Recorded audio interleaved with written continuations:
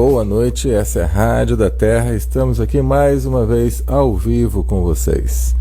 O meu computador agora há pouco resolveu fazer uma atualização sozinho, quase que não entrou. E aí estou conversando aqui com a doutora Regilene, esposa do professor Marlon. O computador dele também resolveu atualizar. Eu acho que esse tal do Windows resolveu atualizar quase todo mundo agora, né? Eles devem fazer isso, que é para você buscar atualização para o Windows 10 e ficar depois sempre dependente de novas atualizações. Sempre tem algum esquema na rede, né? Mas por pouco eu não consigo entrar aqui, porque demora a atualização, né? Mas o meu acabou dando certo, entrei quase em cima da hora aqui, mas fomos que fomos, e assim seja.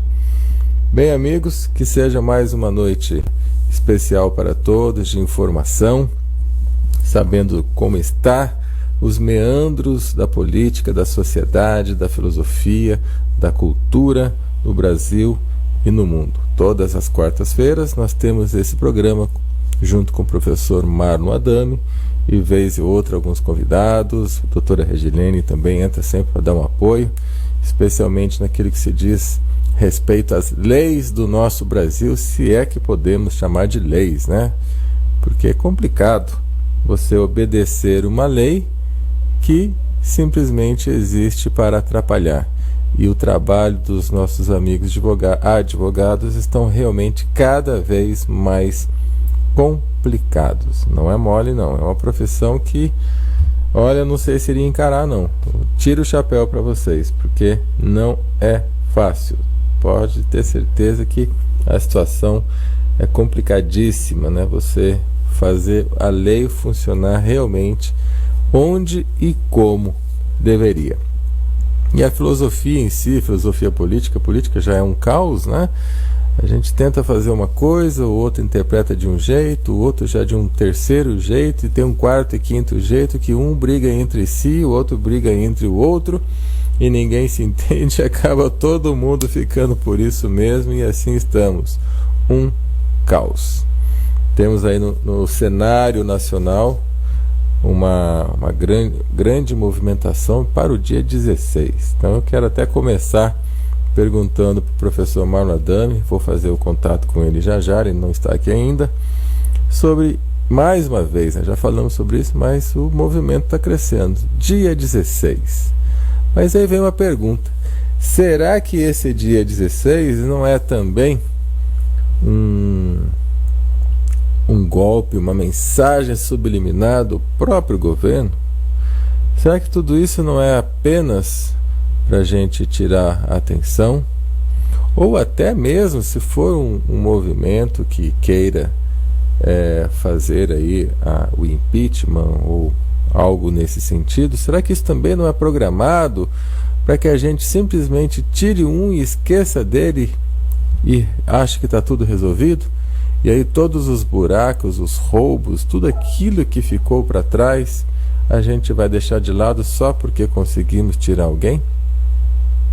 Né? Será que não é tudo programado para a gente achar que nós conseguimos? Vamos supor que dê certo aí essa movimentação, que dê certo o impeachment, eu não acredito em nada disso, mas vamos supor que funcione. Será que também não é justamente para isso? A gente tira alguém do poder, que as pessoas estão descontentes, passa para um outro, e aí você vai ficar esperando o outro mais 4 anos. E aí aquele que deveria responder por tudo o que fez, já foi, já está lá, a gente não vai dar mais atenção. Será que não é justamente esse o projeto deles? Fazer com que a gente tenha a falsa sensação de que conseguimos, só para não ir atrás de tudo o que aconteceu, de todo o buraco, de todo o rombo que foi aberto, e aí a pessoa sair ilesa. Então estamos num momento muito complicado, muito delicado, e eu vou passar essa bola para o professor Marlon dizer sobre o que ele acha dessa disposição. Então vou fazer contato com o professor Marlon e volto já já, amigos. Só mais um momento. Essa seleção programada pelo DJ Marlon, conhece? Ah, conheço. Me apresenta aí quando a gente tiver oportunidade. Show de bola. Essas músicas, Marlon, olha, não é por nada não, mas essas músicas eu posso afirmar aí da década de 80, 90, né? Algumas até um pouquinho antes, que foi, acho que a melhor fase que nós tivemos. Sem sombra de dúvida. Ali, ó, da 76 a 88, 89, foi riquíssimo. Tanto é que hoje os músicos, eles fazem remix de tudo que estava no passado, né? Ninguém consegue produzir coisa boa. Não, é releitura direto. Complicado isso. Marlon, não sei se você ouviu o que eu estava comentando aqui agora há pouco na rádio com os ouvintes. Sim. Chegou a ouvir? Sim, peguei sim. Ah, tá. Então eu gostaria... Meu amigo, hoje não vai faltar assunto, meu. O Brasília hoje ferveu. Brasília ferveu. Ferveu. Hoje teve 2 estradas trancadas com fogo, teve a Marcha das Margaridas, paga pelo BNDES, pela Caixa Econômica Federal. Teve café da manhã com o Lula e a cúpula do PMDB. Vou te falar, tá um teatro violento. Então, para mim tudo isso realmente é um teatro. Então vamos começar. Já que tudo é um teatro, passo a cena para o ator. Eu deixei até umas abas aqui com as manchetes para ir comentando e fazendo a amarração. Legal. Vamos então. Qual a primeira aba?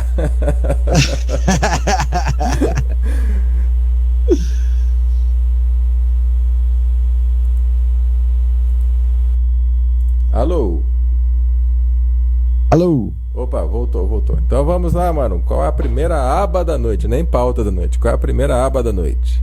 Bom, a primeira aba da noite, eu gostaria, antes de mais nada, dar boa noite aos nossos amigos, nossos ouvintes, e começar com o que eu chamo de algo extremamente escandaloso, que foi o pedido de incorporação do tempo de autoexílio de José Dirceu ao tempo de aposentadoria.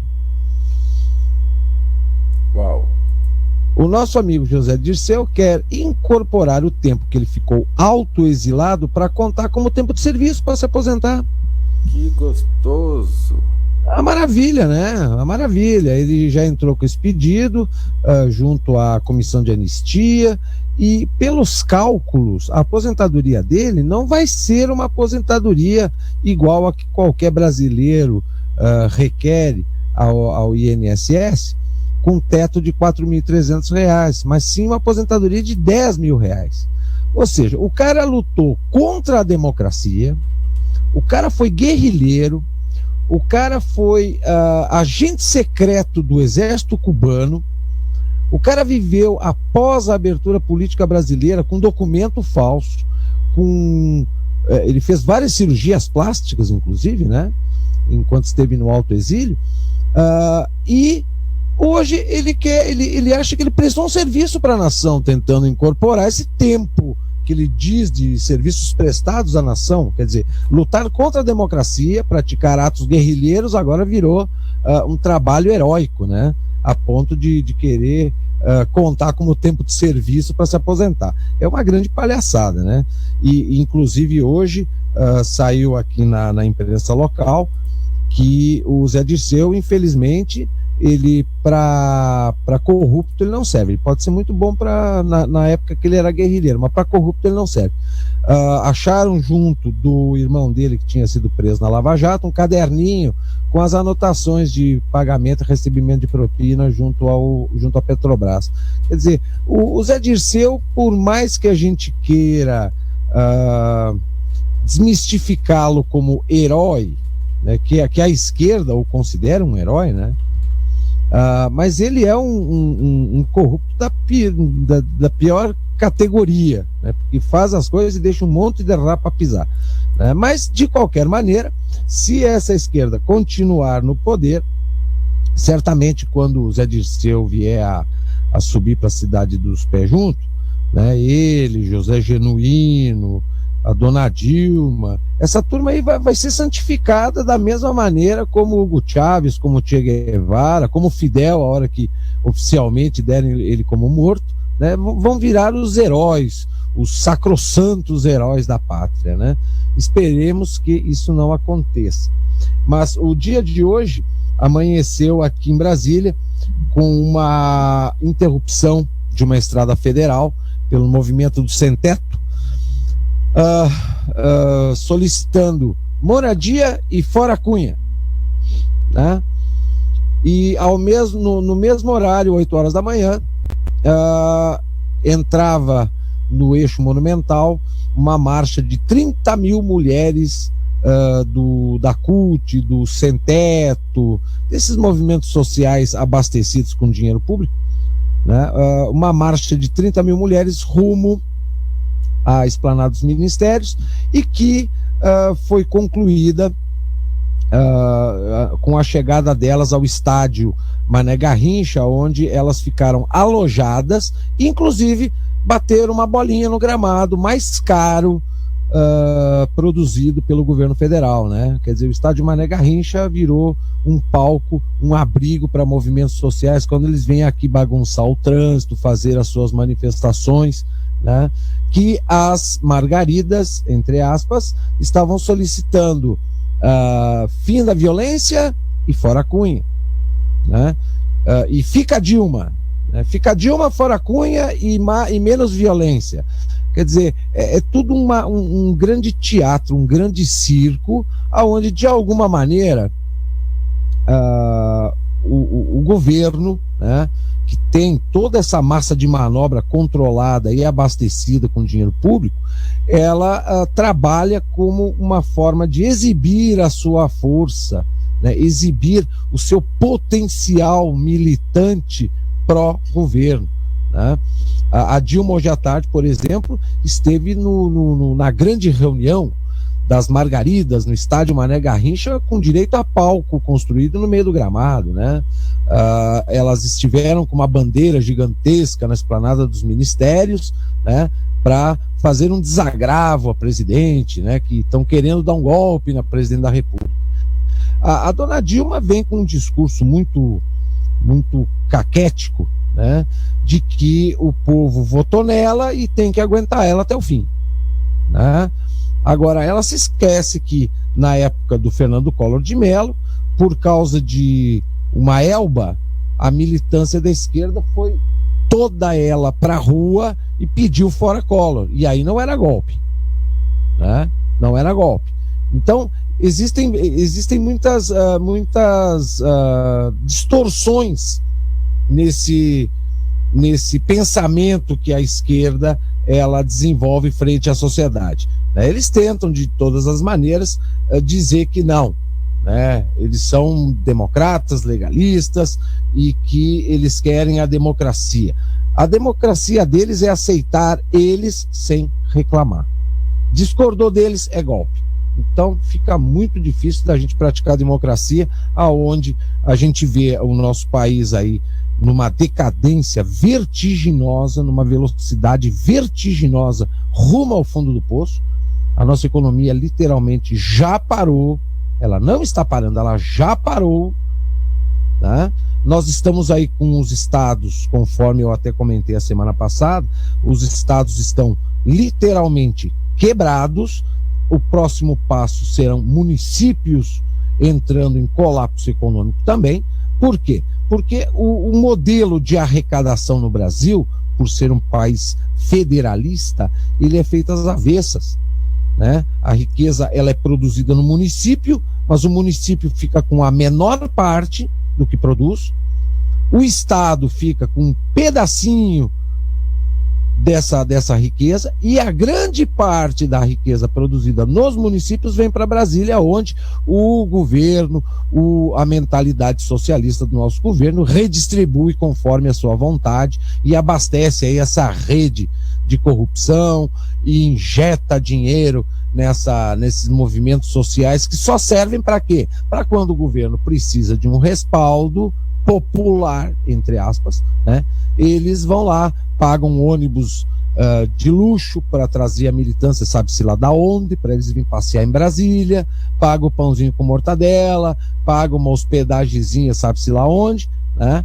Então é dessa maneira que a riqueza do Brasil é redistribuída e muito pessimamente utilizada, né? Mas eles acham que não, tá tudo certo. Tá tudo certo. Ontem nós tivemos o bloqueio das contas do estado do Rio Grande do Sul.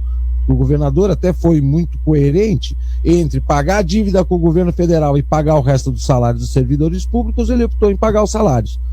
De imediato, o governo federal bloqueou todas as contas. Agora, bloquear as contas de um estado aonde toda a riqueza produzida nesse estado veio para Brasília e foi mal investido, mal gasto, e o estado não tem dinheiro para pagar o seu compromisso com a União, e isso justifica o bloqueio das contas do estado. Agora eu pergunto, e aqueles empréstimos bilionários para países africanos, para a Venezuela, para a Bolívia, para a Argentina, para Cuba, para um monte de gente que simplesmente foi perdoado, não foi cobrado um tostão? O Brasil perdoou uma dívida de um país eco da África no valor de $1 bilhão. $1 bilhão. Agora, por causa de 68 milhões de reais, o governo federal bloqueou as contas do estado do Rio Grande do Sul. Quer dizer, é dois pesos, duas medidas, é tudo. O governo está perdido.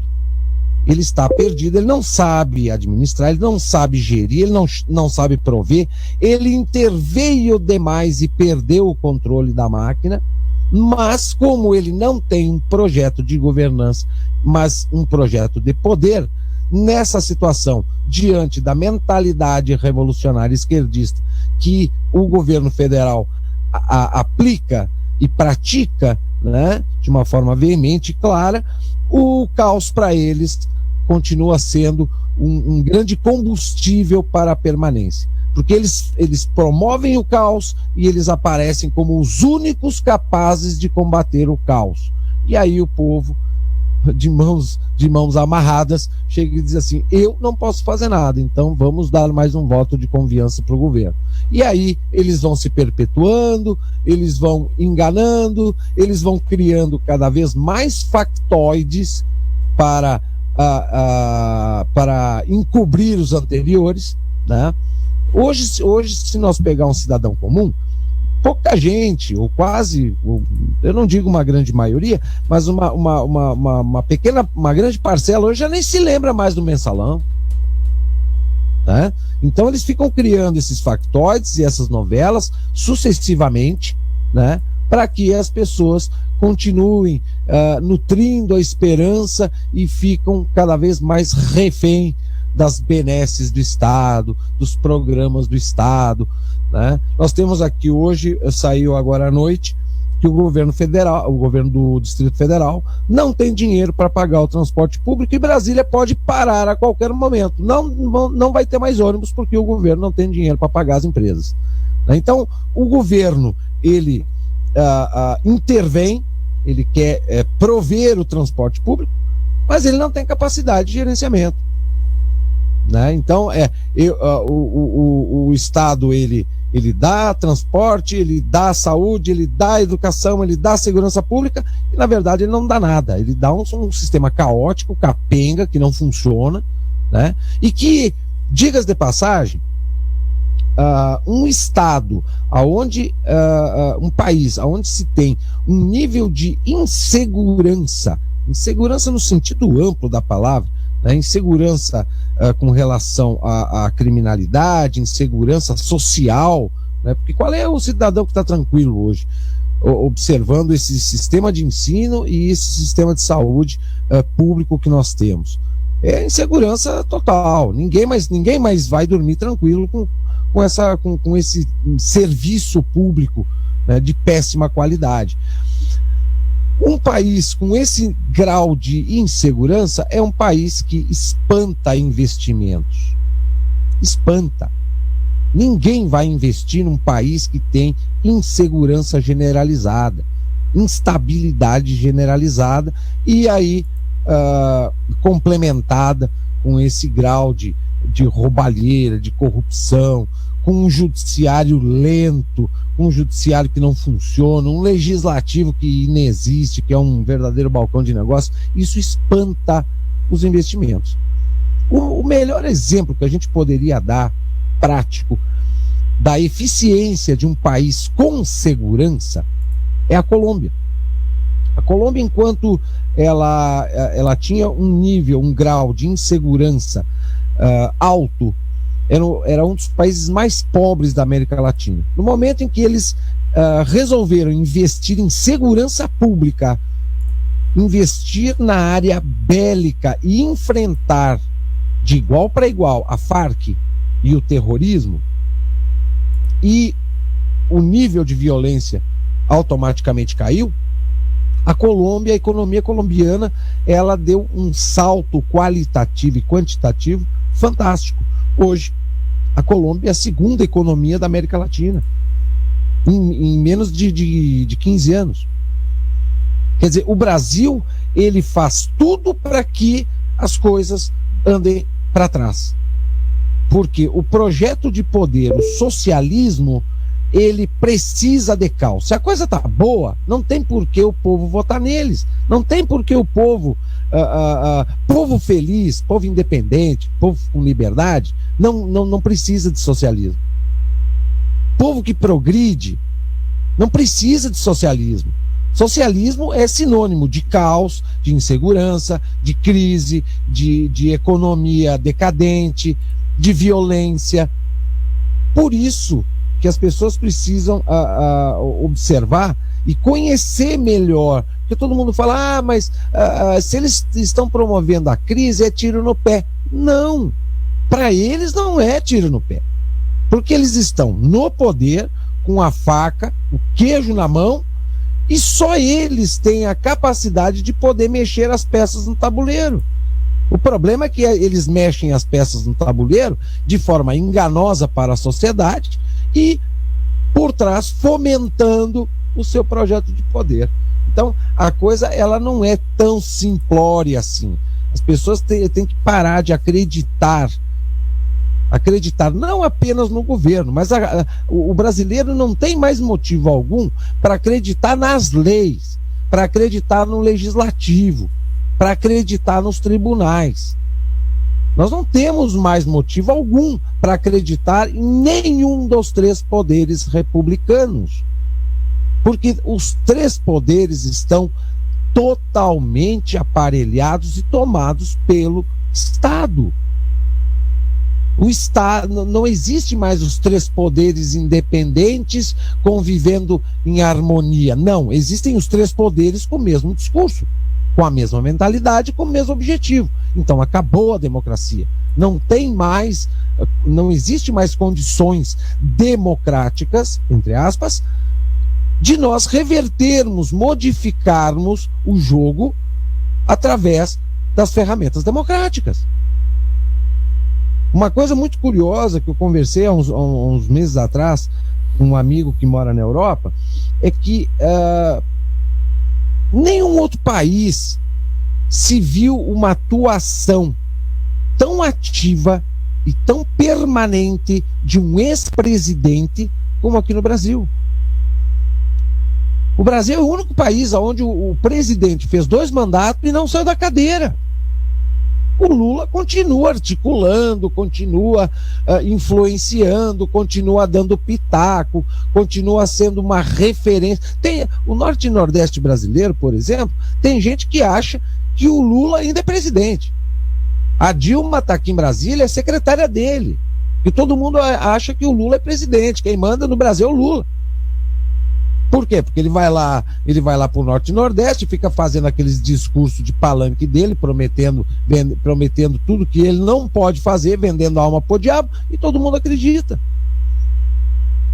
Então, só o Brasil consegue ter um presidente eleito de forma 99% fraudulenta e um ex-presidente que manda mais, que articula mais, que movimenta mais as peças do tabuleiro que o próprio presidente eleito. E essa questão, esse cenário aonde um presidente forma o seu sucessor e continua circulando nos bastidores do poder, etc, etc, isso não é um cenário pontual brasileiro. Isso é um cenário pontual em qualquer país que queira implantar uma ditadura, né? Por exemplo, Hugo Chávez ficou, parece que, não me recordo bem agora se foi 3 ou 4 mandatos. Ele preparou o Nicolás Maduro está no segundo mandato, e o Nicolás Maduro que na verdade já apodreceu, está preparando para sucedê-lo a filha mais velha de Hugo Chávez. Ou seja, a ditadura bolivariana na Venezuela, ela já a gente já pode considerar um ciclo fechado instalado. Aqui no Brasil, o Lula dizia que o socialismo no Brasil ele só será implantado em 100% se o PT fizer 20 anos de governo. Ou seja, 5 mandatos. 5 mandatos. 5 mandatos. 5 mandatos é o projeto deles. Com 5 mandatos nós temos o socialismo implantado 100%. Estou lendo aqui, Marlon. Espetáculo dos horrores no estádio mais caro da Copa. Militontas pagas por 30 milhões, militontas pagas por dinheiro público defender a rainha da mandioca. As margaridas da CUT, dos movimentos sociais, hoje tiveram uma reunião a portas fechadas no estádio Mané Garrincha com a presidenta, a rainha da mandioca, né? Aquela é a única pessoa no planeta que salva a mandioca, mas tudo bem. Todos aqueles ônibus que sempre estão circundando ali Brasília são ônibus, a maioria eleitos, né, como a doutora Regiane acabou de postar aqui, que Sim. são contratados para essas pessoas virem fazer um teatro, é isso? Exatamente. E vai saber de onde é que esse povo vem, porque não é só dos arredores. Vem gente do Pará, vem gente de Tocantins, de Goiás, do Mato Grosso. Essa turma desses movimentos sociais, quando eles vêm para cá, eles estão tirando férias da atividade do movimento social para passear aqui. Pagam com dinheiro público. Porque esses ônibus quem paga é o governo. O governo paga com o erário público, com o dinheiro do BNDES, da Caixa, do Banco do Brasil. É eles que pagam essas viagens aí. Uma ocasião eu conversei com um ex-militante do MST, aonde ele me contou que uma semana por ano os militantes do MST tinham férias. Eles saíam lá dos acampamentos no meio do sertão nordestino, no meio da selva, no Pará, para passar uma semana na praia. Por conta do movimento. O problema é que o movimento social ele não é uma empresa, ele não fabrica nada, ele não ganha dinheiro. Ele é abastecido com dinheiro público. Então é para te ver para te ver a seriedade do PT e desse povo que está no poder com a responsabilidade e o que eles pensam no dinheiro público.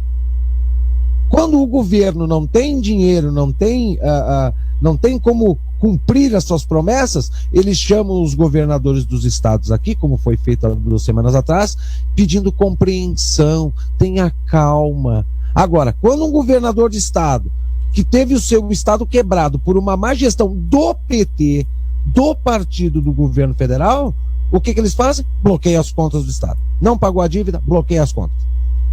Então, eles são extremamente rançosos, vingativos.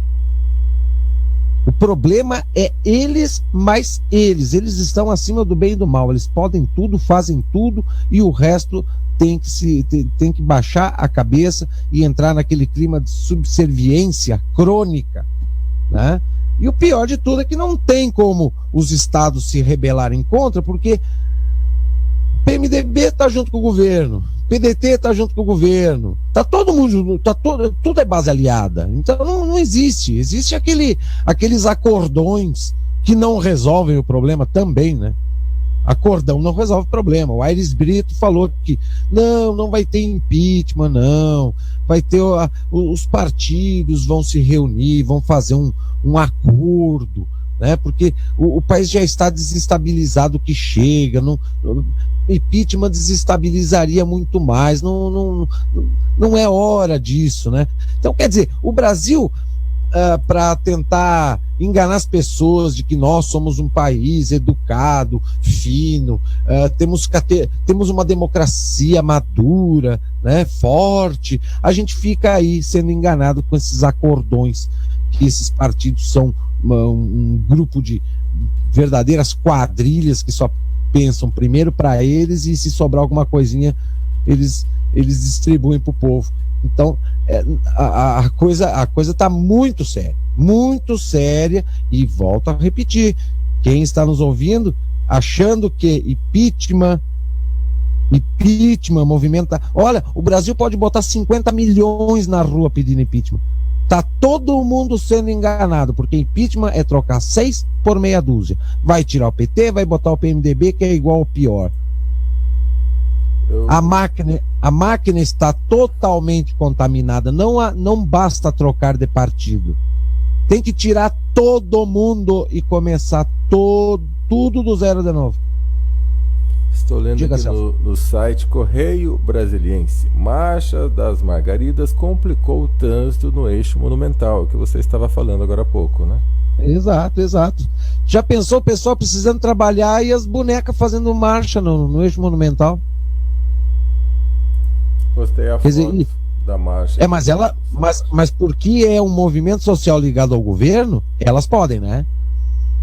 Se é uma marcha de pedindo intervenção ou pedindo impeachment, os golpistas, chama a polícia, abre a rua, né? Mas como é movimento social, 30 mil mulheres, pobrezinha das mulheres, né? Aí tem que deixar. Hoje à tarde, por exemplo, no final da tarde, teve uma manifestação do Sindijus, que é o sindicato dos servidores do judiciário. Eles estão em greve. O judiciário está trabalhando na Operação Tartaruga.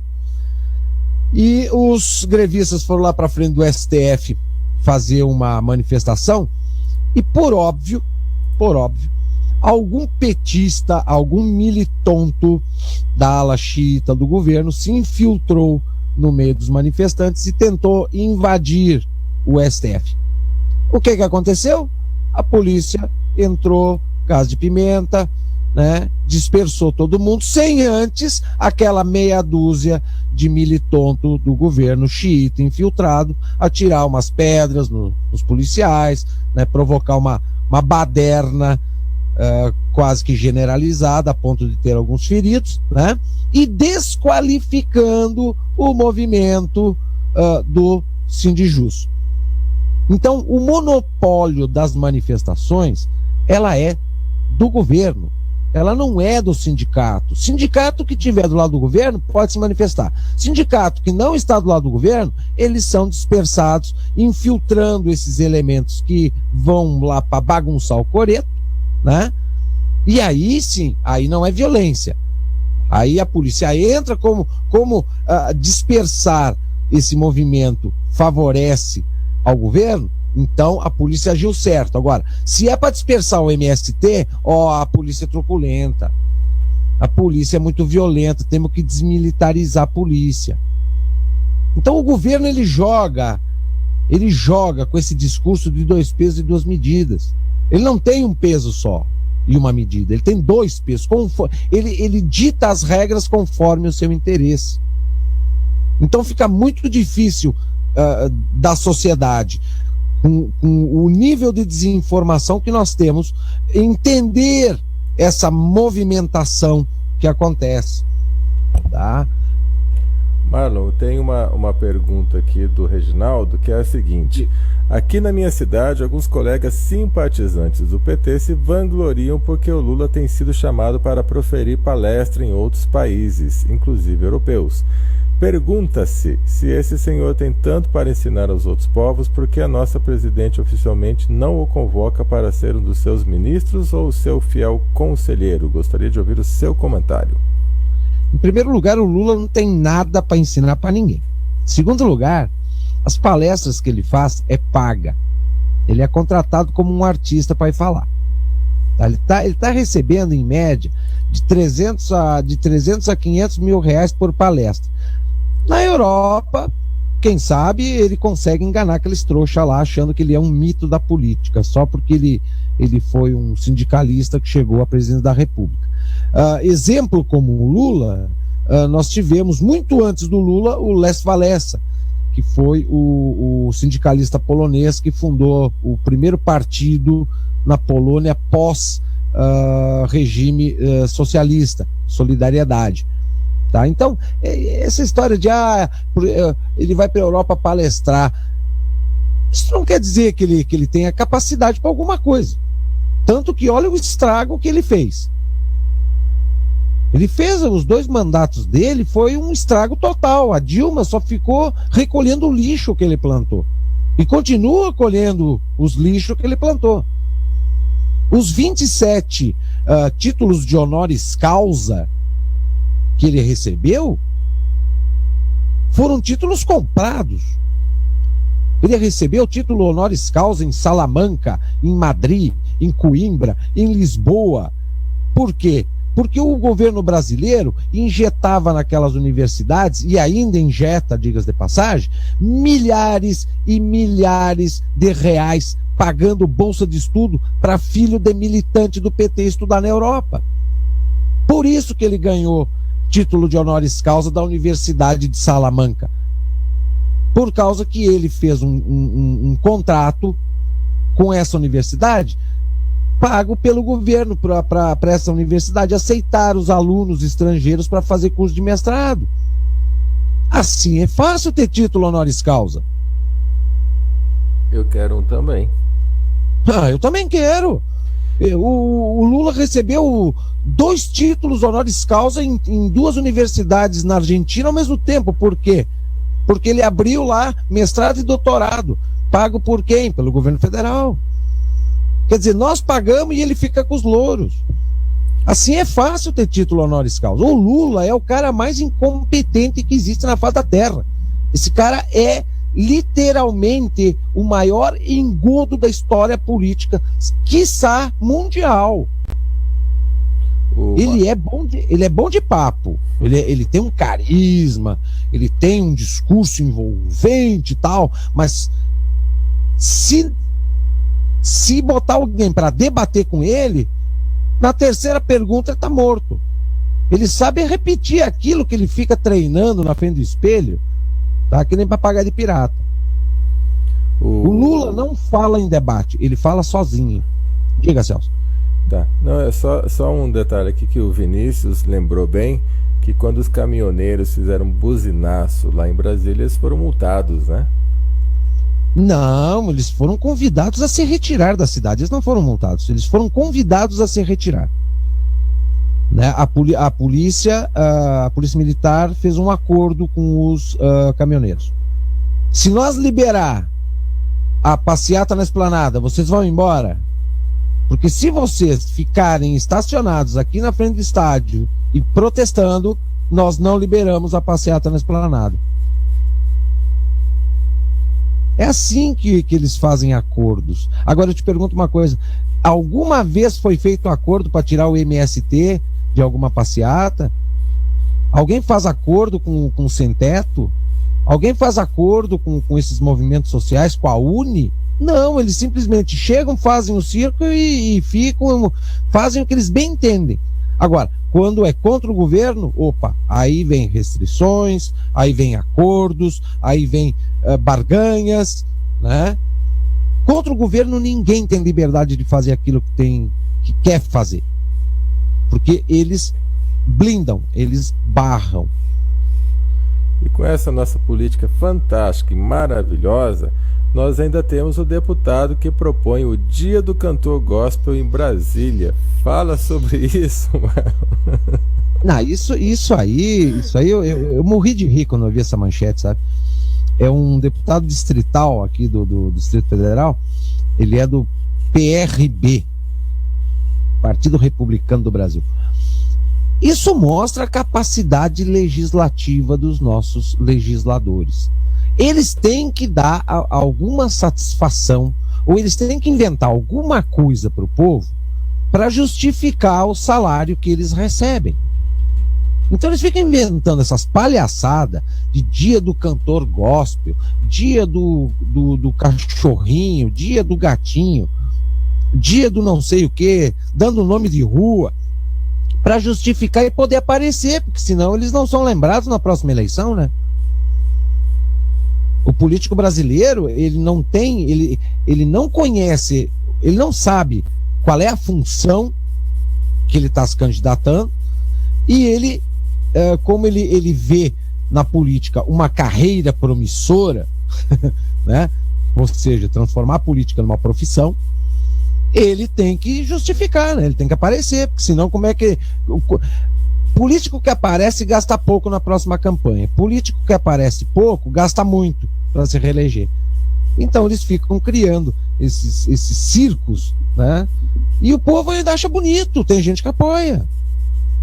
Tem gente que apoia. Ó, tá valorizando a classe dos cantores gospel. Ó, que lindo, né?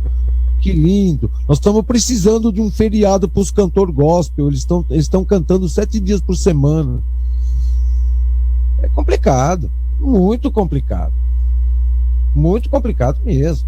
A Regilene postou aqui: o nosso estado atual de desordem é tão grande que a Câmara dos Deputados organizou uma sessão solene para ontem, 11 de agosto, convidou trocentos advogados, mas o presidente da casa determinou seguranças que barrassem a entrada de advogados. Foi necessária a intervenção do presidente da OAB para que alguns advogados conseguissem entrar.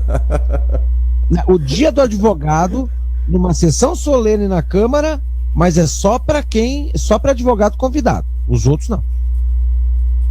Então, cada coisa estapafúrdia, sabe? Cada coisa esdrúxula que não tem explicação. Não tem explicação mesmo. Aqui, ó. Às vésperas de ser julgada no TSE, a dona Dilma jantou com a cúpula da Justiça, com os ministros do STF.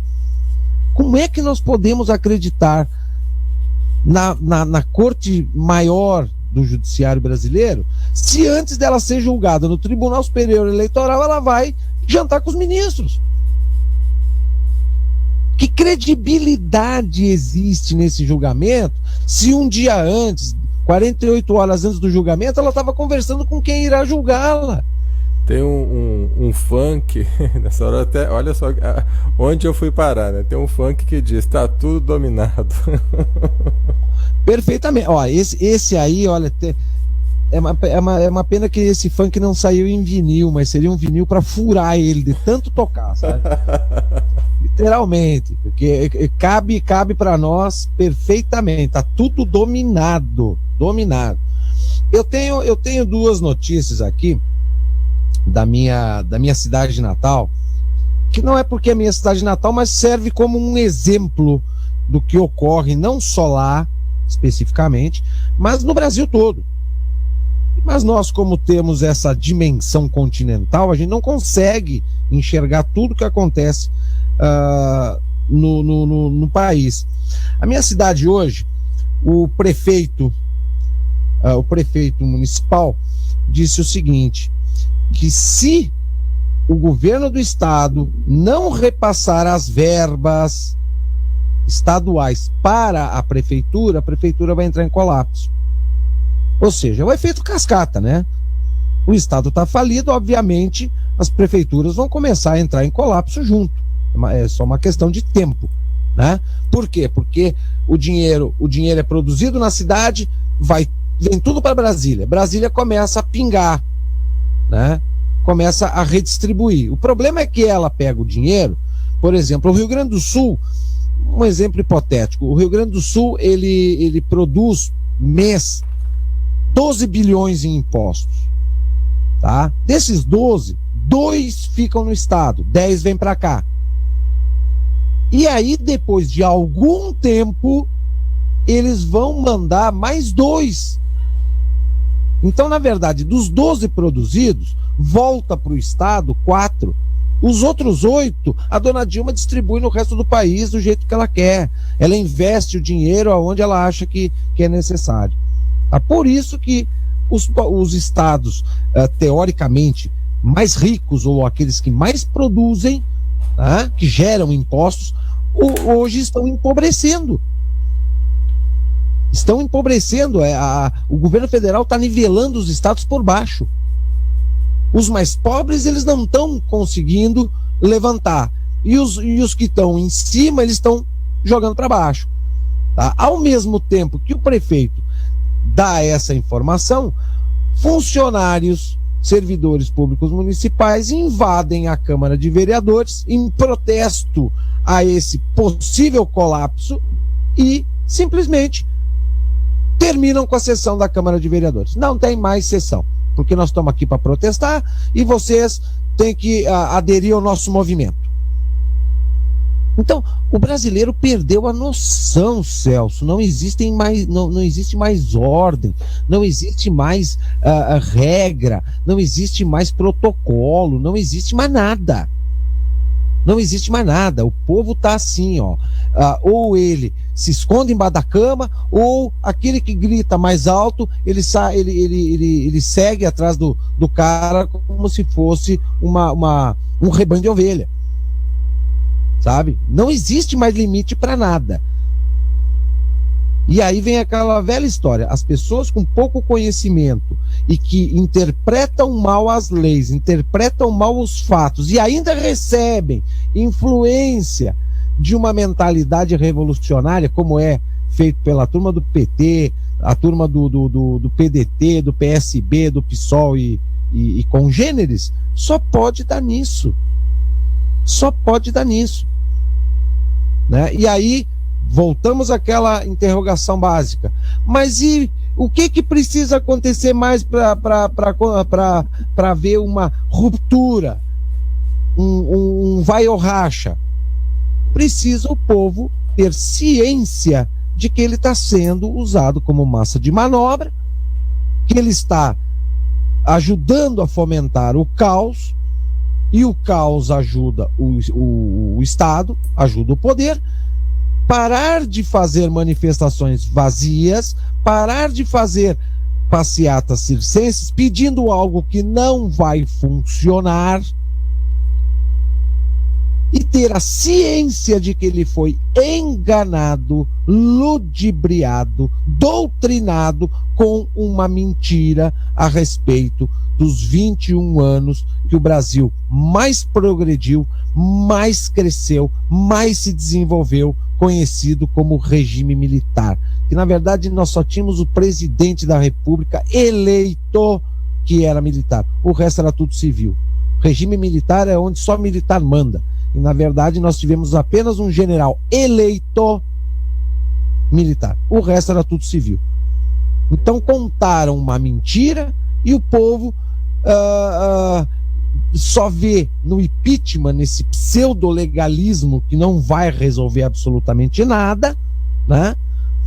A única saída para se combater o PT, combater a Dilma. O povo ainda não acordou para ver que o nosso problema não é o PT, não é o Lula e não é a Dilma. O nosso problema chama-se socialismo. E todos os partidos que estão no cenário político têm como objetivo o socialismo. Socialismo leninista marxista ou um socialismo baseado no capitalismo de Estado. Existem várias vertentes de socialismo. E todos eles têm como objetivo o socialismo. O progresso, a ordem, o respeito, tudo isso para eles não ajuda no processo socialista. Ordem e progresso para eles é tudo que mais incomoda. Então, vamos bagunçar o coreto. Enquanto as pessoas não tiverem ciência de assumirem de que foram enganadas com essa mentira e de que esse caminho que elas optaram é um caminho que sai do nada e chega em lugar nenhum, infelizmente nós vamos continuar com esse domínio, com esse intervencionismo estatal e com essa enganação para promover o socialismo cada vez maior, infelizmente. Estou vendo um comentário aqui num dos diversos textos da internet, assim: sou a favor dos 3 poderes: Marinha, Exército e Aeronáutica. Achei muito Mas é a única coisa que nós temos, é a única coisa que nós temos. Agora, eles, os 3 poderes esses citados, eles só podem entrar em ação quando eles tiverem ciência de que 99% do povo brasileiro os apoia. Agora, o que nós temos hoje? Nós temos uma sociedade, 50% não está nem aí, 20%, 30% está do lado do governo, os outros 30% está lá meio impeachment, meio intervenção. É muito pouco. É muito pouco. Se as Forças Armadas tivessem que intervir amanhã, eles iam ser escorraçados pela própria sociedade.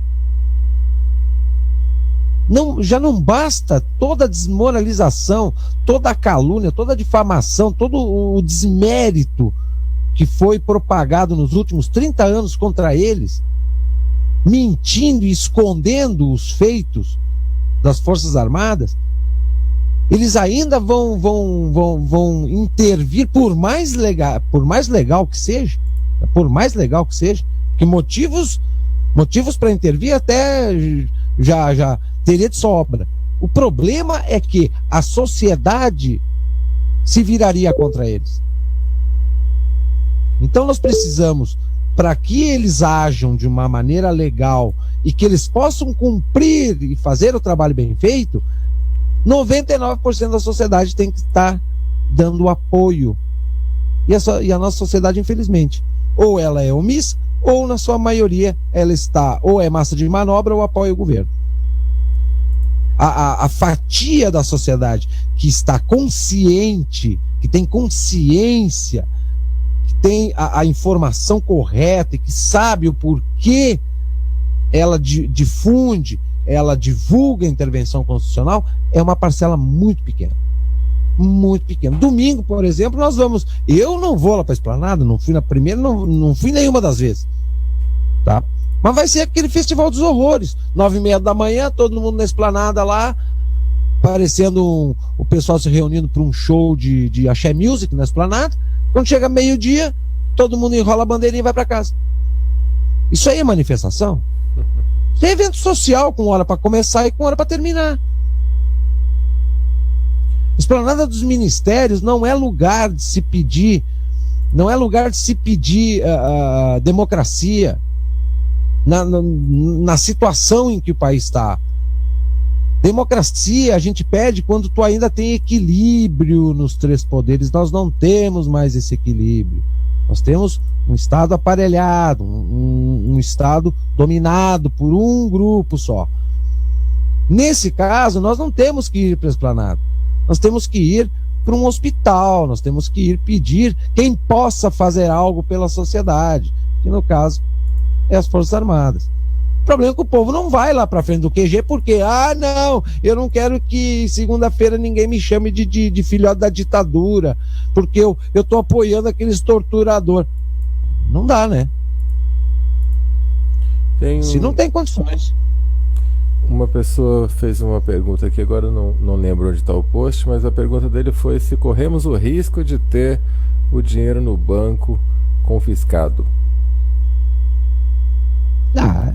Olha, essa história de dinheiro confiscado, mais confisco que esse governo está fazendo através da carga tributária, tá? Não tem confisco pior.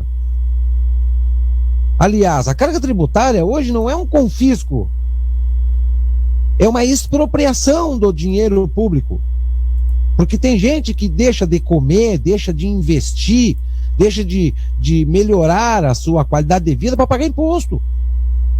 E o pessoal tá preocupado com os bancos. O que está nos bancos é pouco perto daquilo que o governo expropria do bolso do cidadão através da carga tributária. É muito maior do que o que está girando nos bancos. Muito maior. tem mais alguma pergunta aqui. Vamos liberar o chat para perguntas de todos. Sim, né? tá. As pessoas foram passando aqui, comentando, e eu fui acompanhando, mas já está liberado aqui. Então, se você tiver alguma questão, vamos aproveitar aqui enquanto o professor Marlon está abrindo as abas das pautas da noite. Qual a próxima aba? Eu gostaria de fazer um comentário a respeito de capitalismo de Estado. O capitalismo, todo mundo acha que é regime político. Capitalismo é um regime econômico. Regime político é a democracia. Então, o capitalismo e a democracia andam de mãozinhas dadas. O socialismo, ou a social-democracia, ela se utiliza... Bom, o socialismo não existe capitalismo, existe uma produção lá monopolizada pelo Estado que não gera nada. Mas a social-democracia, ela objetiva o regime socialista, mas ela tem um modelo de capitalismo que é promovido pela ação do Estado e não da iniciativa privada. Então, enquanto o regime democrático ele precisa de uma iniciativa privada forte e que vai gerar uma economia forte, a social-democracia ou o socialismo, eles promovem um capitalismo regrado e a rédea curta do Estado. Ou seja, o Estado, ele promove capitalismo, ele gerencia o capitalismo, ele é o gestor do sistema econômico capitalista. O problema é que o Estado não foi feito para isso. O Estado não tem nem capacidade, nem condições de gerir capitalismo. Ou seja, o capitalismo deles é o seguinte: eles fomentam bancos, grandes grupos industriais, para que essas empresas grandes recolham impostos para mantê-los no poder. O resto fica naquela gangorra dos altos e baixos a cada crise econômica que eles mesmos promovem. Tá? Então, capitalismo, o capitalismo que vem sendo feito no Brasil nos últimos 30 anos é capitalismo de Estado. É o modelo capitalista que não é gerido pela iniciativa privada, mas é gerido pelo Estado. As empresas, a iniciativa privada, ela é refém do Estado. Ela injeta dinheiro na iniciativa privada e coloca essa empresa privada refém do Estado através da cobrança de impostos. Então, é uma forma do socialismo manipular o sistema econômico capitalista em benefício próprio. Tá? Isso foi feito na China, vem sendo feito na Rússia, vem sendo feito em alguns outros países do leste europeu, tá? Que optaram pela social-democracia após a queda do Muro de Berlim e o final do socialismo europeu, né? Mas que, infelizmente, está mais do que provado. Nem o regime econômico socialista, aquele do socialismo clássico, funciona, nem mesmo o capitalismo de Estado, que é o modelo da social-democracia, tá, também dá resultados. Não tem como.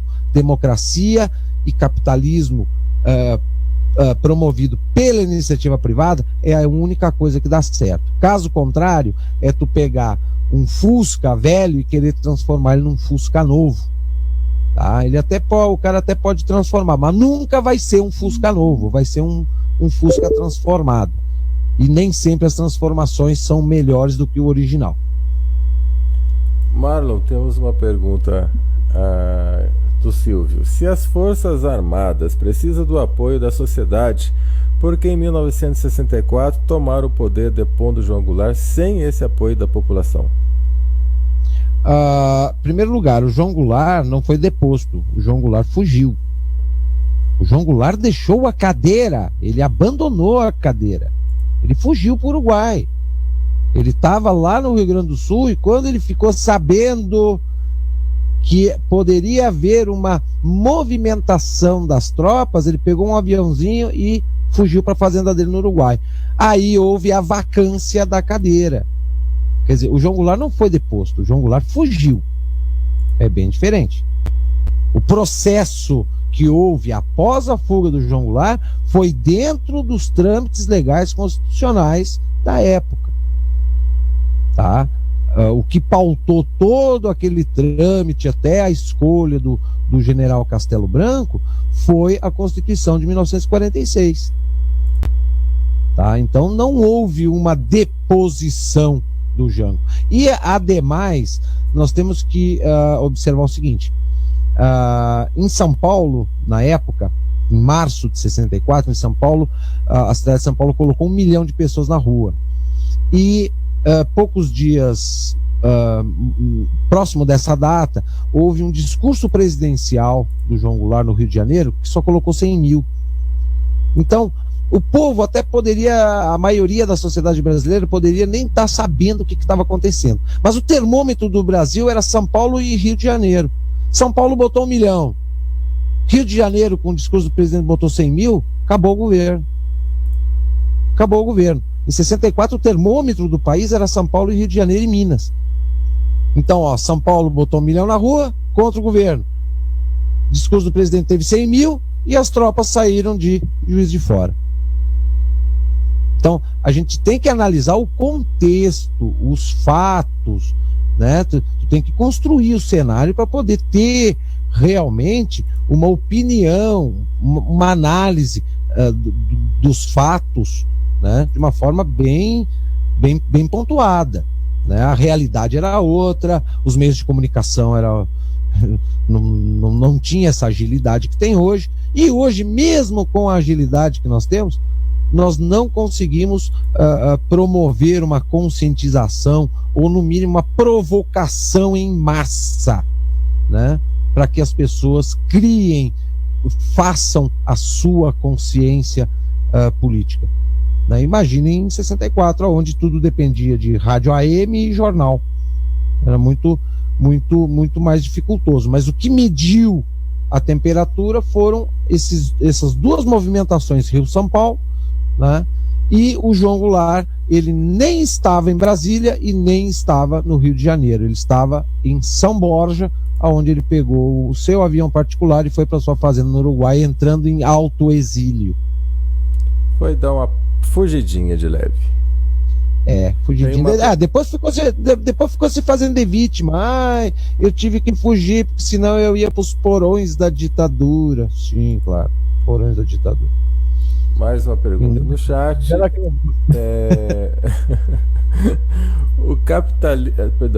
Qual o sistema político você acha que é melhor para o nosso país? Olha, na verdade não existe sistema político perfeito. O sistema político depende da qualidade do seu povo. Por que hoje, por exemplo, os Estados Unidos, por exemplo, eles podem dizer que eles são o país mais democrático do planeta? Vamos começar medindo o grau de intelectualidade do cidadão norte-americano. Então tu precisa fazer um revival lá, desde a gênese daquele país, para poder ver o porquê que a democracia norte-americana deu certo. Porque eles sempre se pautaram em quê? Povo culto, democracia forte, economia forte. A Alemanha, por exemplo, duas guerras, destruíram ela totalmente. Qual é o regime lá? É um regime presidencialista parlamentarista. Lá existe um presidente que é o chefe de Estado, mas quem é chefe de governo é o chanceler. No caso hoje, a Angela Merkel. Tá? Mas por que esse regime dá certo? Porque tudo depende do grau de intelectualidade, de cultura da sociedade. Agora, num país onde tu tem uma sociedade semi-analfabeta, tá? Que hoje, infelizmente, é difícil e muito triste a gente afirmar que o Brasil hoje é um país de semi-analfabetos ou analfabetos funcionais. Ah, não, é que nem o pessoal fala, nunca na história desse país tivemos tantos pós-graduados, as pessoas nunca tiveram tanto acesso à educação. Que educação? Que conhecimento? A gente está careca de ver todo dia, é uma enganação nas escolas, uma enganação nas universidades. Esses cursos de pós-graduação é venda de certificado, é venda de diploma. O que está por trás disso é uma grande doutrinação ideológica. Não existe, há muitas décadas o Brasil não edita. Olha, a Academia Brasileira há décadas não edita um artigo em revista científica mundial. O que adianta nós ter um monte de mestre e doutor aqui se nós não produzimos um artigo acadêmico para uma revista acadêmica mundial? Em nenhuma área do conhecimento. Quer dizer, o brasileiro se ilude com diplomas, com titulação, tal. Infelizmente, com um povo como o nosso, tá? Infelizmente, com um povo como o nosso, democracia não funciona. A democracia é um sistema muito frágil. Em primeiro lugar, a democracia nunca foi aplicada 100%. E o pouco que ela é aplicada é um sistema muito frágil, e que essa turma da esquerda, esses socialistas psicopatas, que o problema deles é projeto de poder, eu tenho que tomar o poder e eu quero transformar o meu país num país socialista com justiça social. Quer dizer, só eles enxergam justiça social no socialismo, mas tudo bem. Nós, um país semi-analfabeto, um país enganado, um país com baixa cultura, é um país vulnerável aos regimes ou às tentativas socialistas. E a democracia ainda é um regime muito frágil para enfrentar as arapucas e as ratoeiras que esses socialistas colocam para pegar os seus praticantes. No Brasil hoje, eu creio, a minha opinião, nenhuma ditadura é boa. Agora, o que nós precisaríamos ter é, primeiro, um regime democrático sem a participação dos socialistas. Nós temos que colocar no governo, na democracia brasileira, pessoas que não tenham eu não quero extirpar a esquerda, eu quero simplesmente que a esquerda que participe da democracia brasileira seja aquela esquerda consciente, ou a chamada esquerda moderada. O problema é que a esquerda que está no governo, que está no poder há 30 anos, é a esquerda mais xiita, é a esquerda guerrilheira, que foi derrotada em 64 e utilizaram da democracia para alcançar o poder, e hoje eles estão fazendo revanche, não só em cima dos militares, eles estão fazendo revanche em cima da sociedade brasileira como um todo. Porque o governo, quando fala com o empresário, vocês acham que eles olham para o empresário como um cidadão que está trabalhando, ajudando o país a se desenvolver? Não. O governo, quando olha para o empresário, ele só pensa assim: tu tem que trabalhar porque tu precisa recolher imposto para me manter aqui. No mais, a mentalidade deles é tão curta que eles continuam dizendo que o capitalismo é o mal da humanidade, o empresário é um ser do mal, que oprime as pessoas, que explora, que só pensa em trabalho escravo. Pô, quer mais trabalho escravo do que vem sendo promovido no Brasil através do próprio governo? Olha os servidores públicos, trabalham e não recebem. Tem servidor público que faz 11 anos que não recebe um real de aumento. Isso não é trabalho escravo. O pessoal se sujeita ainda a ser servidor público porque tem estabilidade. Mas quer trabalho escravo? O escravo eu não digo, mas servil, pior do que que esses governos socialistas dos últimos 30 anos vêm fazendo com os servidores públicos? Eles respeitam o servidor público? Não.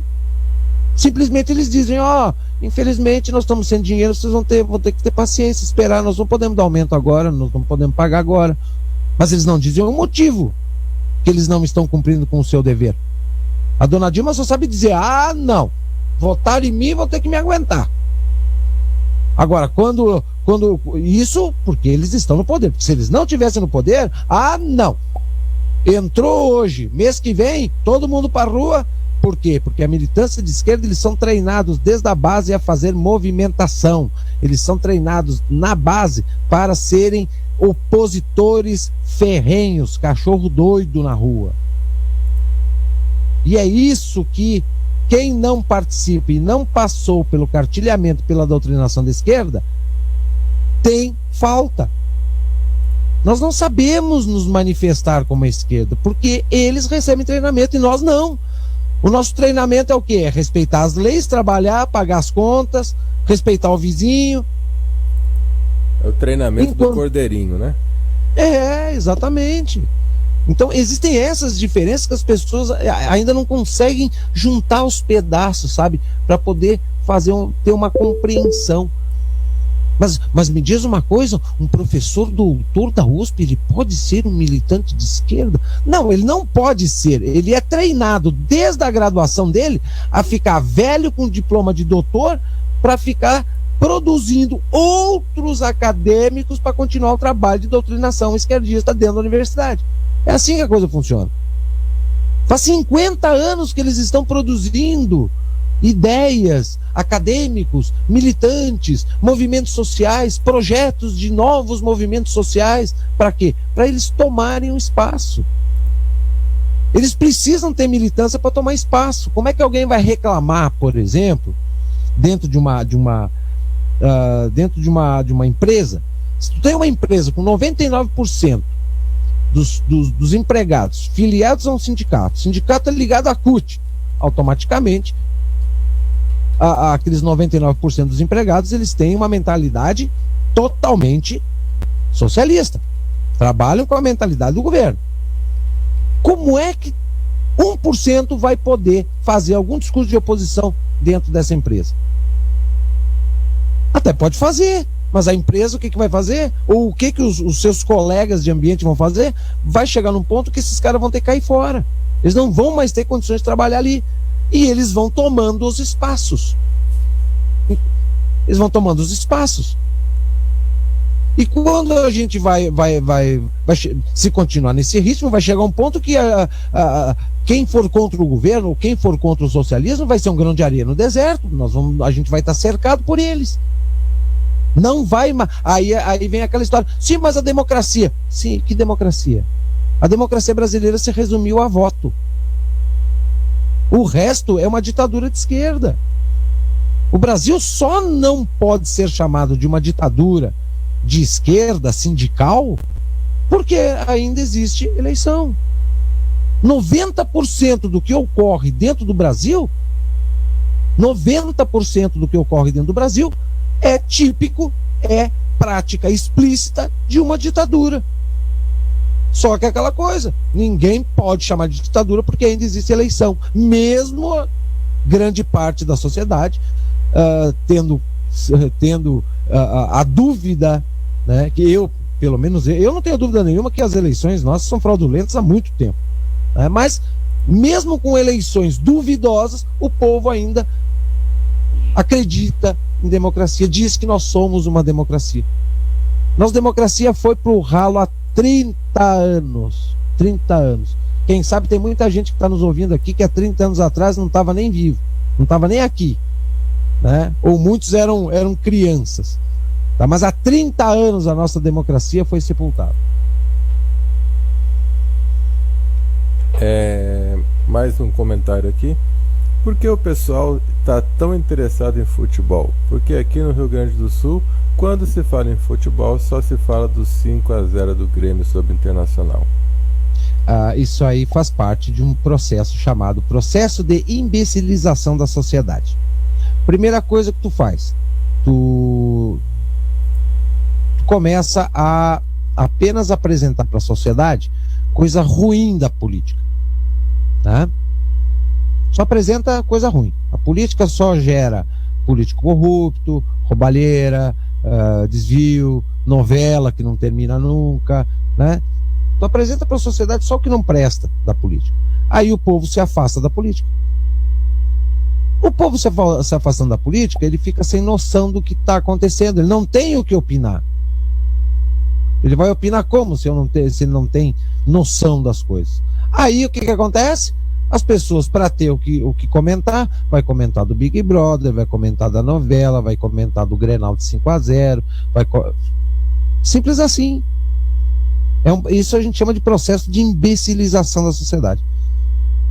As pessoas ficam alijadas, afastadas, isoladas daquilo que ela mais precisa saber, que é da política nacional, que é dos fatos, que é de como funciona, que é quem no cenário, como é que o cenário ele anda. Tá? Infelizmente, se a gente for observar, pouquíssimas pessoas comentam sobre política. Quando tu vai comentar com alguém, ela até pode comentar, mas faz uma cara meia torta, né? Então, na maioria, o brasileiro ele não quer saber de política. Então, eu sempre usei uma frase clássica de Platão na sala de aula, que ele dizia o seguinte: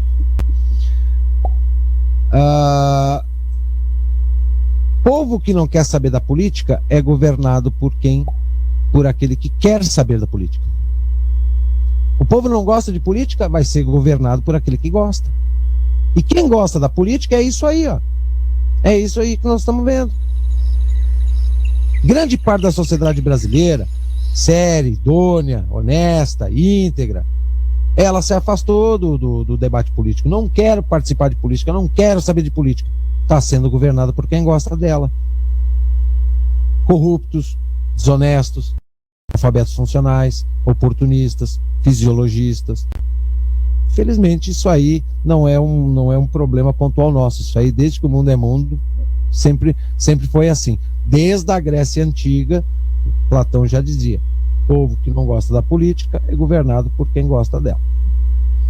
Temos também aqui uma pergunta do Emerson Munkvis. México está crescendo economicamente devido ao vizinho Estados Unidos? O México, na verdade, ele faliu alguns anos atrás. Ele entrou em colapso total. E os Estados Unidos, por interesse no fortalecimento do bloco econômico da América do Norte chamado NAFTA, ele reavivou a economia mexicana e vem tutelando a economia mexicana, tá? Quem a gente pode dizer que através de um bom modelo econômico, de uma boa política econômica, de uma administração séria, cresceu gradativamente através de um trabalho de governo, foi o Chile e a Colômbia. E o Paraguai recentemente vem crescendo índices para nós astronômicos, perto do que o Brasil cresce, né? Por mudanças radicais no modelo econômico que eles passaram a adotar. Tá? O caso mexicano específico tem aí uma tutela, né, norte-americana, porque não é interessante o NAFTA, que é um bloco econômico, né, formado por Canadá, Estados Unidos e México, devido àquela crise que faliu o México, eles simplesmente expulsarem o México do bloco, né? Então os Estados Unidos está dando uma tutelada e tá levantando o México, devagarinho, mas está levantando.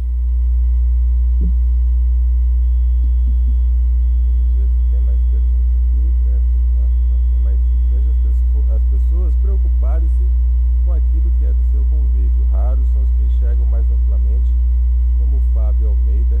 Você é uma Fábio Almeida, você é uma minoria na Terra. Minoria. A questão não é ser... Minoria. O Emerson esqueceu do Nzinho ali. A questão não é ser maioria ou ser minoria, tá? A questão é que é questão de opção, né? As pessoas optam. né? Eu, por exemplo, eu nunca comprei discurso sem antes investigar aquilo que estão me falando.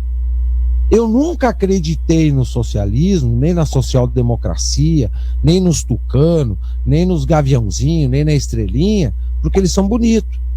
Eu sempre fui analisar, fui averiguar, fui pesquisar.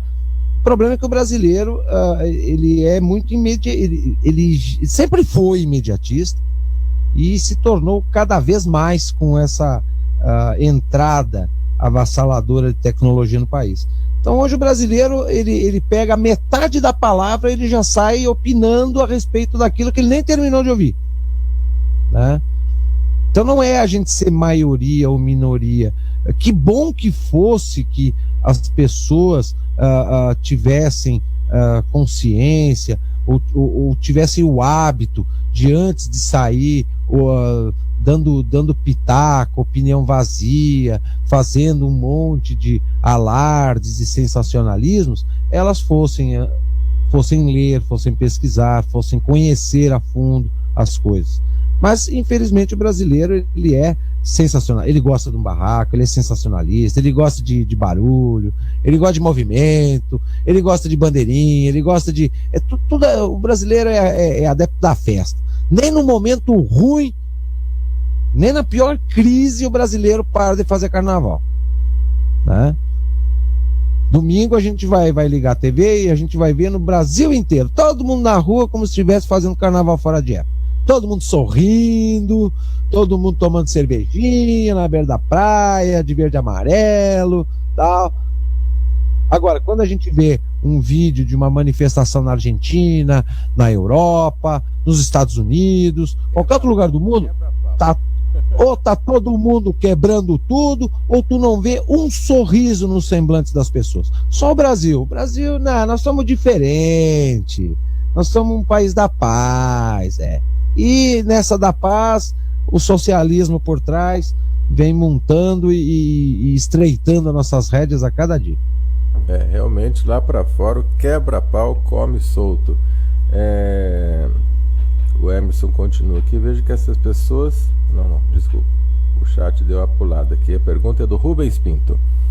Professor Marlon, como ter esperanças de mudanças do caos no Brasil se a grande maioria maciça da população tem uma mentalidade igual dos partidos políticos, dos governantes, dos sindicalistas, pelegos, e a primeira oportunidade que tiver vai se engajar para também se apropriar das mesmas benesses dos corruptos? Como mudar esta situação se a minoria consciente política tão infama? Bem, em primeiro lugar nós vamos ter que ter paciência. Sem paciência, não. Eu sempre digo que a informação, ela se tornou rápida demais. Mas os fatos, a rotina, as coisas as coisas humanas, elas continuam na mesma velocidade. Não é porque a internet é tudo imediato que a vida das pessoas tem que ser imediata também. Esse processo de transformação do Brasil, eu não vou ver o final da história, e eu não sou tão velho assim.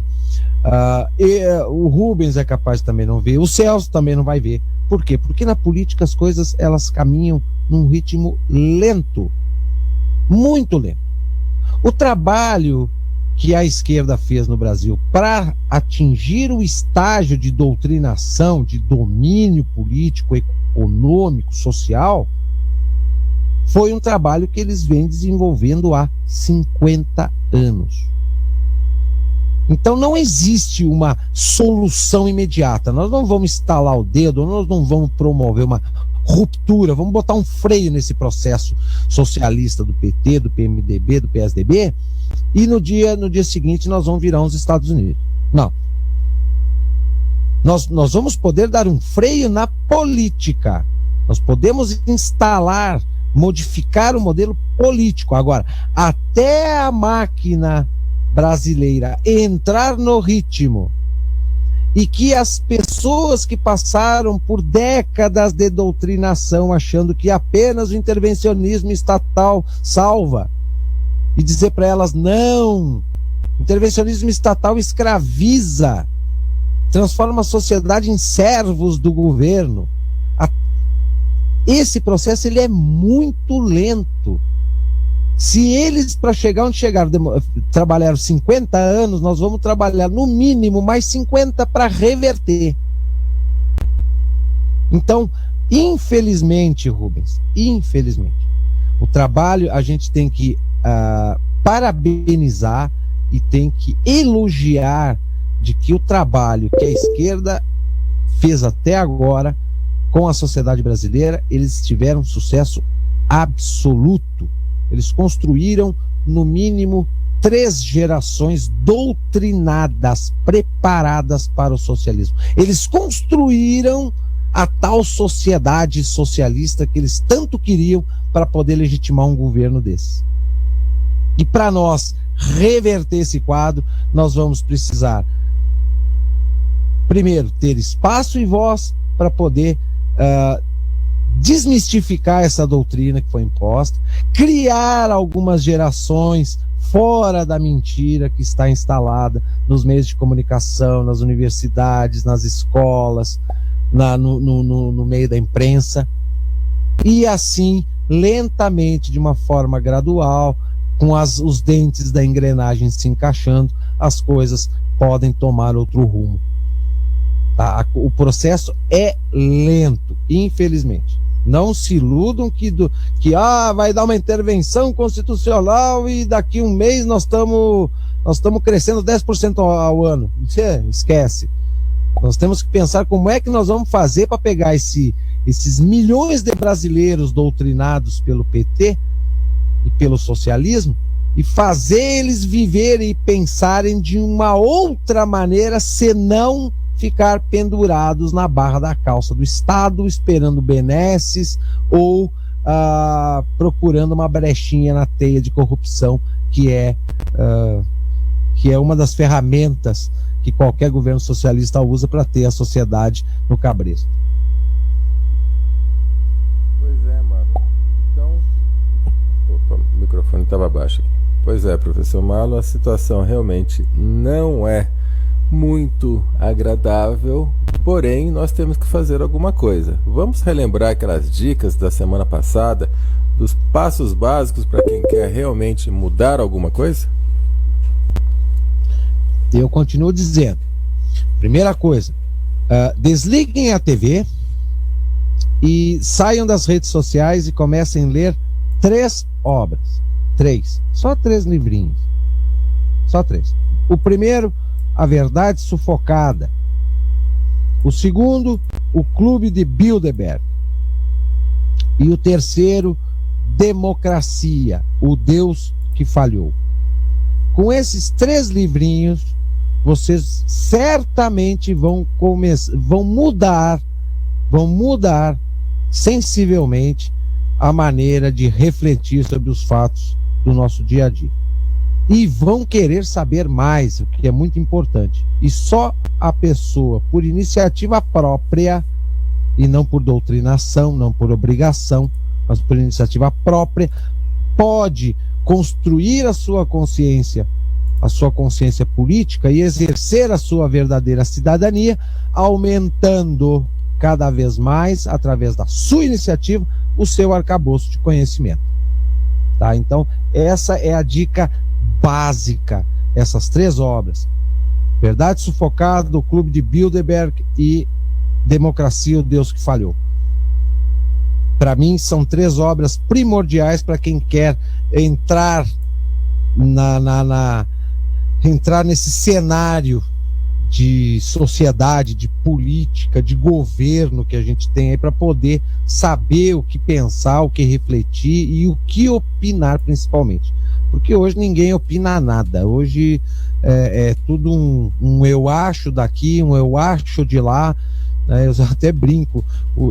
Nunca se usou tanto no vocabulário do brasileiro o verbo achar, porque todo mundo acha. Ninguém tem certeza de nada. Eu acho que... Aí tu diz, espera lá, tu acha ou tu tem certeza? Não, eu acho. Quer dizer, o brasileiro não tem mais certeza de nada. Ele não tem mais certeza, ele não tem mais responsabilidade nenhuma.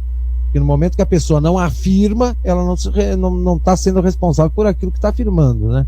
fica no achismo. Então, se alguém for cobrar dela, opa, pera lá, eu não afirmei nada, eu disse eu acho. Tá? Então, o primeiro passo é as pessoas mudarem os seus hábitos, tá? E começarem a buscar informação e conhecimento para poder abrir os seus horizontes. Desligando a televisão, saindo um pouco das redes sociais que estão extremamente contaminadas de alarmistas, de oportunistas, de enganadores, de sensacionalistas, tá? Que não acrescentam absolutamente nada, só tiram o tempo das pessoas, assim como a TV, o jornal ou qualquer outro meio de comunicação de massa. Então, fonte certa, leitura bem feita é bom resultado de conhecimento, é reflexão com conteúdo, com base. Estou lendo uma frase aqui na sua página do Facebook. O povo precisa evoluir e banir do cenário político do país essas famílias que se assenhoraram do poder e sugam a nação, negando um futuro digno às próximas gerações. O governo cultiva a miséria como se fosse um patrimônio. Quando eu falo em famílias, seria a família do Lula, que virou quase que uma casa real, né? Ali todos são nobres, né?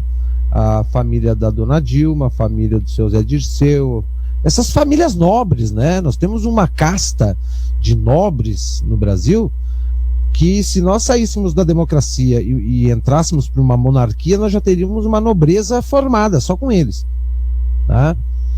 Eles criaram uma casta de nobres que hoje domina todo o cenário, né? E a gente precisa tirar essa gente do cenário,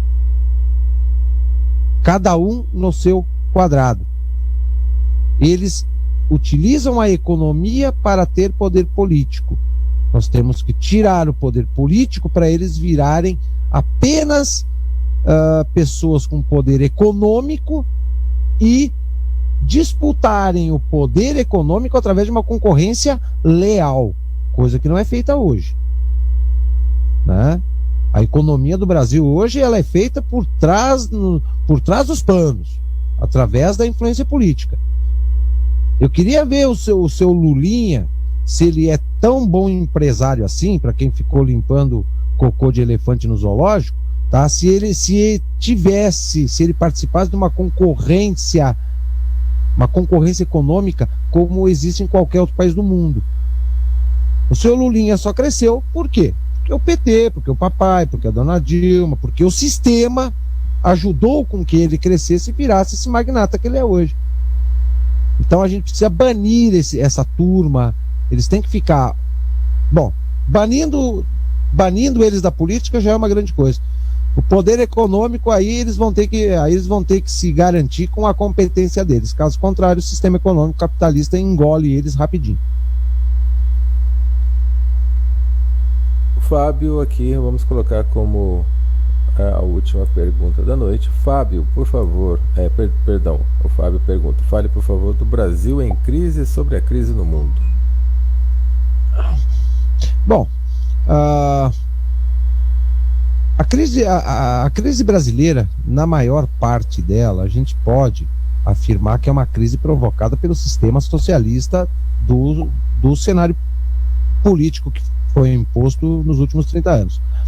Uma pequena parcela da crise brasileira a gente pode acreditar as flutuações, né? As flutuações globais da economia. Infelizmente, depois do advento da internet e da globalização econômica, né, através da informação rápida, a gente não tem mais como sair fora dessa teia. É impossível. Então, qualquer coisa que ocorra em qualquer parte do mundo vai refletir aqui em algum nível um pouco maior ou um pouco menor. O problema é que quando tu tem um governo que ele se locupleta da crise, quanto mais melhor. Então ele esconde a incompetência dele, afirmando que o país está em crise por causa da crise internacional.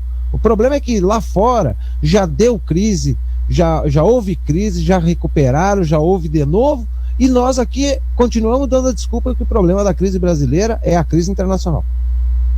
Né? Não existe o capitalismo. O capitalismo não é um sistema econômico estável. Ele tem altas e baixas.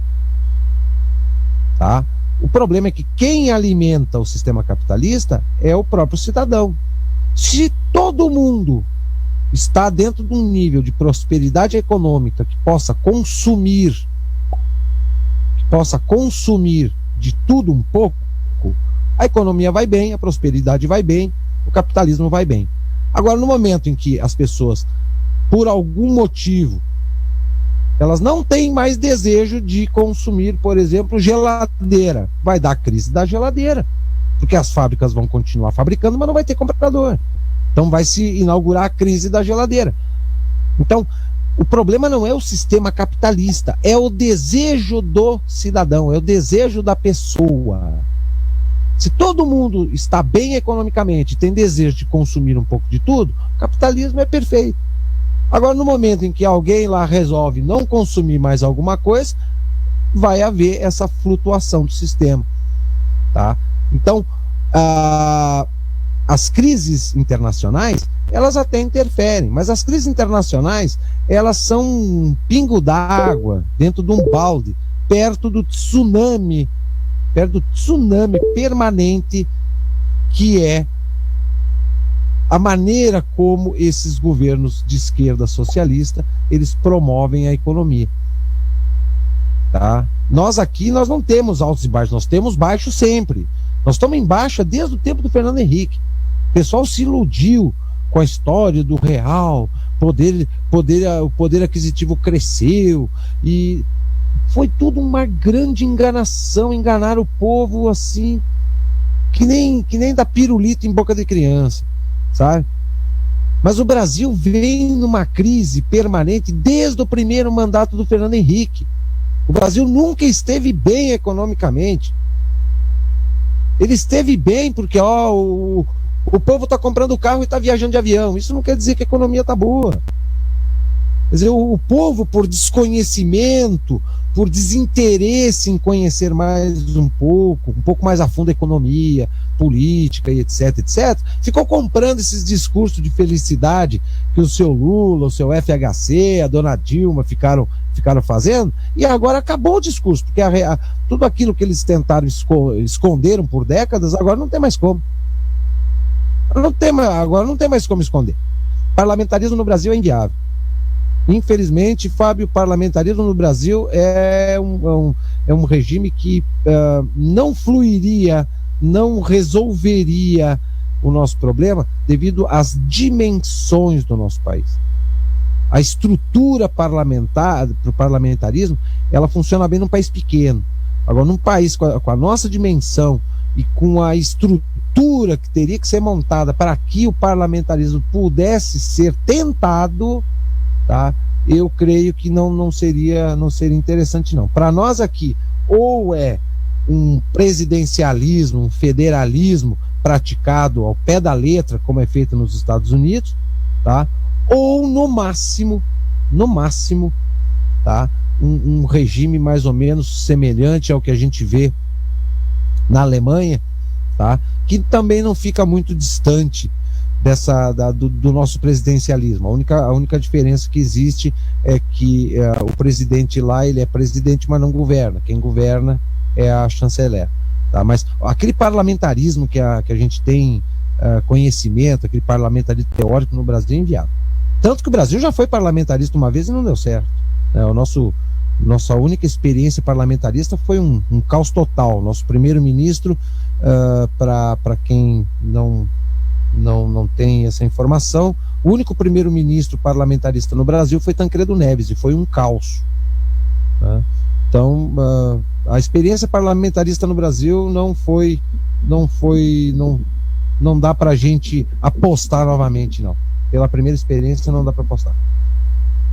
Realmente é isso que o Fábio estava perguntando aqui. Professor, chegando aqui mais um dia de grandes informações, caos em Brasília. suas considerações finais para a gente ter uma noite, não vou poder dizer agradável, mas pelo menos ter uma noite um pouquinho mais consciente. Olha, Celso, depois da gente ser intitulado de sermos um programa apocalíptico, né? Nas nossas quartas apocalípticas, né? É aquela coisa, é apocalipse, é coisa ruim, mas dentro de um monte de informação ruim, né? A gente sempre tenta expor alguma coisa, esclarecer alguma coisa que possa ajudar o nosso cidadão a ter um pouquinho mais, abrir um pouquinho mais o horizonte dele frente a essa realidade que foi que o cidadão não consegue enxergar, né? Ele tá com os olhos vedados. E, como sempre, é um grande prazer estar aí na companhia dos nossos ouvintes, pessoal do chat, contigo também, Celso, aí fazendo esse bate-papo toda quarta-feira, né? E prestando o verdadeiro trabalho de cidadania, né? E eu espero que essa seca que está prevendo para Brasília no final de semana a 15% de umidade do ar, né, faça com que os MST da vida e as margaridas sequem por aqui e vão embora logo. Pois é, secando as margaridas. E a gente se encontra de forma indireta na sexta-feira com o nosso Friday Night, né? Pois é, que estava tocando logo no início e já já vamos retornar com mais um pouquinho de Friday Nights para os nossos amigos. Mais alguma consideração, professor? Por hoje chega. Vamos aguardar aí as bombásticas aí no decorrer da semana e vamos dar uma análise. Na próxima quarta vamos ter que analisar com muito cuidado as manifestações de domingo, né? Pois é. Uma boa noite a todos. Que assim seja. Então, semana que vem, mais notícias, o professor Mauro trazendo em primeira mão aqui pra gente. Boa noite, professor. Boa noite.